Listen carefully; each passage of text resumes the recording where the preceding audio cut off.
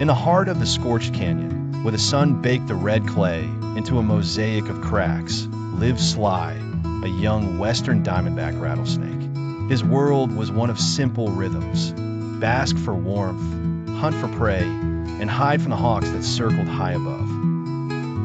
One afternoon, a deep, unnatural rumble vibrated through the ground, shaking Sly from his sun-warmed slumber. It wasn't the familiar slither of a large lizard or the footfall of a bighorn sheep. This was a mechanical, threatening sound that echoed off the canyon walls. Cautiously, Sly raised his head to peer over the rocks. A giant, yellow monster on wheels was carving a new path through the canyon, tearing up the earth and spitting out dust. It was a land developer's bulldozer, and it was destroying his home. Sly's favorite basking rock was pushed aside. His cool, dark crevice for hiding was buried under rubble. The world he knew was being turned upside down. Forced from his sanctuary, he had no choice but to flee into the unknown, deeper into the harsh, exposed desert. Without the familiar rocks of the canyon, Sly felt terrifyingly visible. The open desert was a flat, unforgiving landscape. His scales, designed for broken light and shadow, now seemed to glow against the pale sand. He was a living target. A shadow passed over him, swift and silent. Instinct took over. Sly froze, becoming a statue. A red-tailed hawk screeched in frustration, its sharp eyes missing the perfectly still snake by inches. Sly's heart hammered. He couldn't stay here. Sly learned his first new rule: movement is death.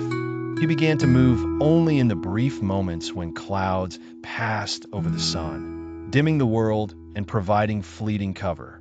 He became a creature of the in-between times, a ghost in the dim light. Hunger gnawed at him. In the open, his usual ambush tactics were useless. He saw a kangaroo rat hopping near a patch of dry brush. Instead of striking, Sly used his rattle. He gave a soft, mesmerizing buzz, mimicking the sound of a buzzing insect. The curious rat paused for a fatal second, and Sly struck. His next challenge was silent and invisible. As he slithered through a dry wash, the air grew thick with a pungent scent. A Gila monster, venomous and slow-moving, was guarding its territory. Sly hadn't seen it, camouflaged against the mud. He sensed the threat a moment before it lunged. Sly recoiled with lightning speed, his body coiling into a defensive spiral. The two venomous creatures faced off, a silent, deadly standoff. Sly knew a fight would injure them both, attracting every predator for miles. Using his wit, he feigned a strike, causing the Gila monster to flinch, and then slithered backwards into a narrow crack in the wash wall, escaping the confrontation. Parched and weary, Sly spotted a glorious sight: a shimmering pool of water nestled between two rocks. He rushed towards it, but his senses screamed a warning. The air didn't smell right. It wasn't water, it was a treacherous mirage. Just as he was about to retreat, a low hiss came from a nearby rock. An ancient desert tortoise, her shell like worn leather, watched him. "The desert fools the eyes," she rasped. "Trust your tongue. The truth is in the air." She taught him to flick his tongue, to sense moisture and danger on the wind. The sky darkened, not with clouds, but with a rolling, tan wall of dust.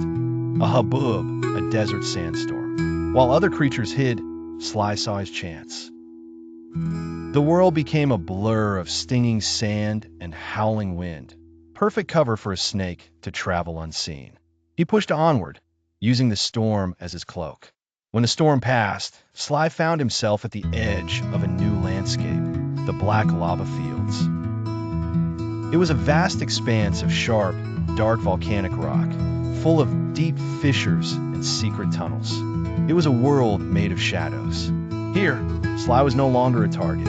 He was a king. His dark scales blended perfectly with the glossy rock.